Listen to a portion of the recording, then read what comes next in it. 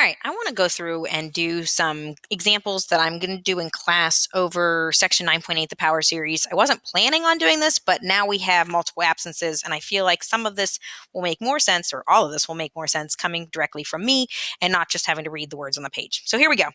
So when you are faced with a power series, so first to kind of double back on what a power series is. A power series is any function or any series that is written as a function of x, meaning we can't just look at it because it has all n's in it and run one of the previous 10 tests, but now we have this variable in it, this x value, and our job is to figure out, depending on what that x value is, will it converge or will it diverge, and where will it converge? So we're going to use a lot of terms from the last video about the center of the series. So in this case, and I've been writing the center on all these examples, you see me write it from the beginning. Your center is whatever is subtracted from x. So the ultimate goal with these is that you can get them to look like this, where you have your x minus your center, and it will be less than your radius of convergence. So if you think of all your problems as on a number line, if your center is in the middle, your radius goes out that many units in each direction, creating what's referred to as an interval of convergence. So our job is to use the ratio test, and it's always a ratio test, to determine what x values would make the power series converge.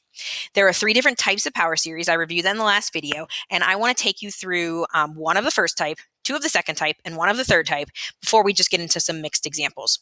So the first type was an example where it only converges at the center, at the C value. It actually has no radius of convergence because the convergence doesn't emanate out from that center. So here's what this is going to look like. So you're going to take your limit as n goes to infinity. You're going to set up your ratio test. So it's going to be x to the n plus 1 times n plus 1 factorial. So you're doing the n plus 1 divided by x to the n factorial. You still want to simplify as much as possible with the ratio test, and this is going to involve both exponent rules and factorial simplifying. So we're going to reduce my factorial. You're going to be left with an n plus 1 on the top. We're also going to reduce our x's. We're going to be left with just an x also on the top. We actually are not left with anything in the bottom. And usually you'll see the absolute value from the ratio test being left around the x value. The n's will always be positive because you're only putting in numbers that are positive, so you often don't see the absolute value surrounding the n part. So now we're going to take the limit as n goes to infinity. It will have no impact on this part because that is an x, that's not an n. But as this part goes to infinity, my limit will be infinite. My ratio test is whether or not it's less than 1 or greater than 1 to determine convergence or divergence. This is greater than 1, which means it will always diverge. So this is an example of one where we say that the converging only happens at the center, which in this case is 0. It has no radius of convergent, meaning that there is no certain number of units out from the center that it converges. There's no interval of convergence. You simply have convergence at 0. This is going to be true anytime you do the ratio test and you get something that will always be bigger than 1, no matter what x is. Basically what this is saying is I could put any x value I want in, and I'm always going to result in a series that diverges. So I could put a 1 in, I could put a -1 in, I could put a 5 in, I could put a 10 in, and no matter what I'm putting in, I'm always getting a divergent series. So that's your first type. It's one of the easier types to work with. It's not super common because it is very quick compared to what you're going to see in a second, but that's how that first type plays out. Second type, and both of these examples are going to be type 2. I'm going to spend way more time on type 2 than any of the types because type 2 is not only the most common, but it is the one that is the most intricate as far as the amount of steps that it takes. So I want to make sure that you're comfortable with every step that I take. So first thing you'll notice is I wrote down the power series. I also wrote down the center, which again should be something you should be able to recognize without me telling you. But the first one is centered at 2 because it's x minus 2. And the second one is centered at 0 because it doesn't have anything subtracted from x. So you're going to go into your ratio test. So you're going to take your limit as n goes to infinity of 3 times x minus 2 to the n plus 1 over 3 times x minus 2 to the n. What's going to end up happening here is the 3's will cancel. In addition to that, your x minus 2 to the n plus 1 over x minus 2 to just to the n is going to be left with just an x minus 2 to the first power. That's as simple as I can get it. My limit as n goes to infinity is not going to change anything because there's no n's left in what you have. So my ratio test says that whatever I get at the end, in this case it's an absolute value of x minus 2, it will converge if my limit is less than 1. So you'll notice the goal, and I'm going to write this multiple times until we're comfortable with it, is to get it to look something like this, where you have an x minus c and it's less than your r value. Your r value is your radius of convergence.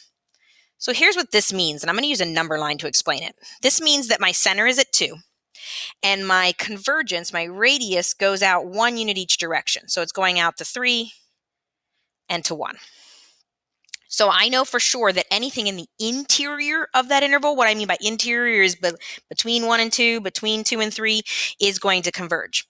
What makes this type of problem more involved is when you're done with that and you have these, we call them endpoints, 1 and 3, the question is what actually happens at the ends. So we have to do something called check endpoint convergence. And this is what's going to make the second type more involved.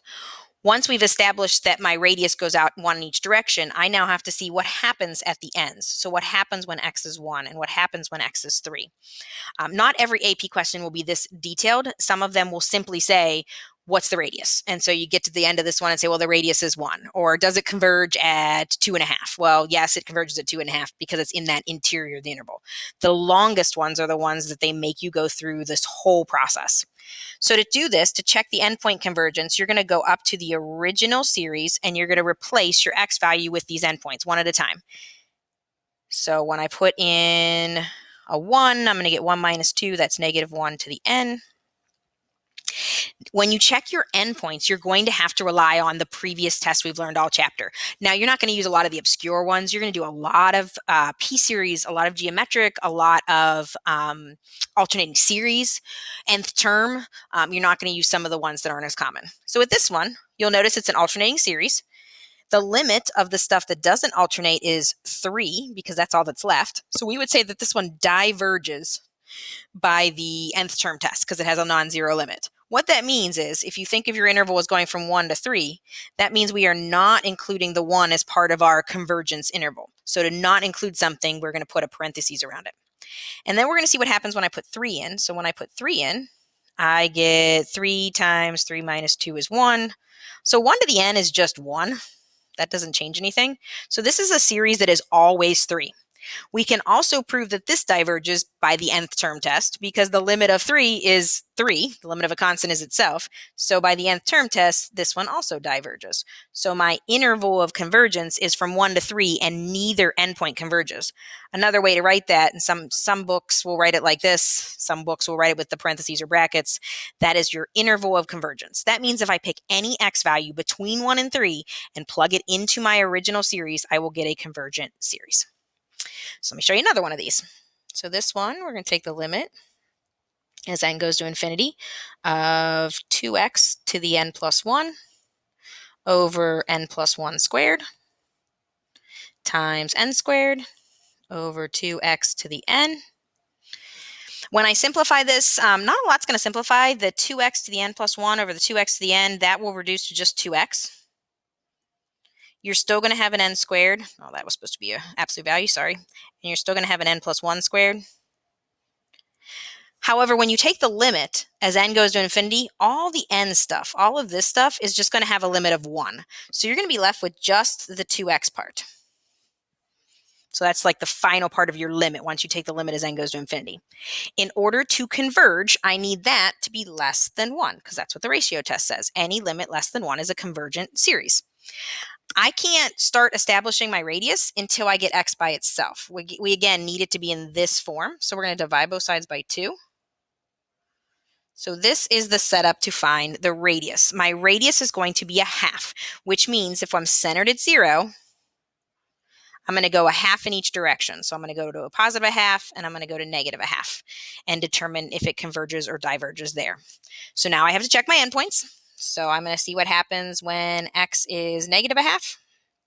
And I'm going to see what happens when x is a half. These questions are often free response questions, and usually the endpoint check is an additional point. So they'll give you a point for setting up the ratio test. They'll give you a point for simplifying the ratio test. They'll give you a point for setting it, making it less than 1, and then establishing your radius. So you'll see like a lot of points build up with these. So when I put negative a half in to my original series, 2 times negative a half is negative 1. So I get negative 1 to the n over n squared. That is an alternating series because it has a -1 to the n.